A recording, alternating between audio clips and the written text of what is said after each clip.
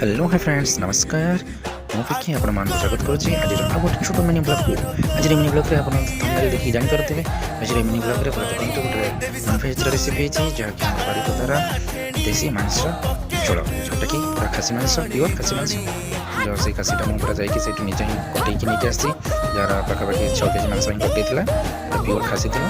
एवं ता सहित हम देखिबा हमर जहा भी मटन रे पड़े मसला सब प्रस्तुत कर सारी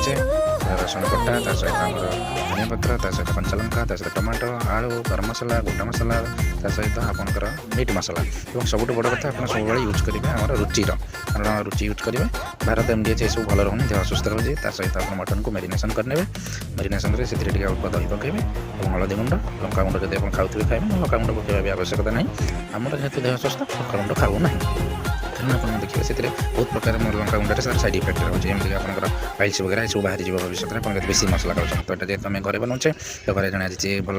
आम गेस्ट आसती तो से गेस्ट आज बना हो खासी मांसर झोल तो आरंभ करदे बर्तमान गरम गरम सोरिष तेल पकईदे फ्रीट आम सोरिष तेल कचिकानी सोरिष तेल सहित आम गोटा मसला पकईदे और सहित आम आमर से कटा पियाज को पकईदे और पातिया आम कटर कटर कटर कटर करके चलईदे और पातिया पर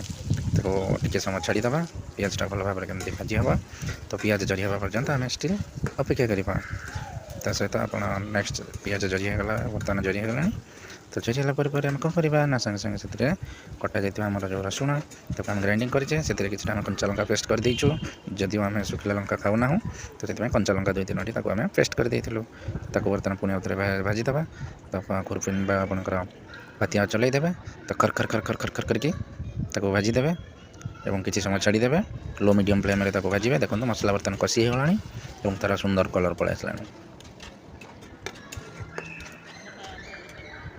बर्तमान कलर आसी जाइए तो आम किसी समय आउ थे पुणी थे भाजीदे भर किसी तेल बाहर और देखो आम पूर्व कौन करते ना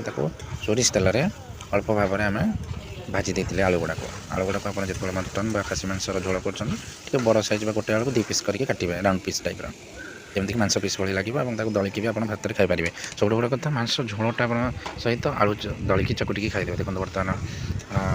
put put put put put put put put put put put होगी साउंड होगा अर्थात बर्तमान मटन पड़ी जाइए और मटन भी फुटा लगे ताकू समान आम घंटे 1.5 घंटा मीडियम फ्लेम में बसईदे आप जब इंडक्शन यूज कर तो आप घंटे 1.5 घंटा देखो 1000 कि 800 डिग्री टेम्परेचर आप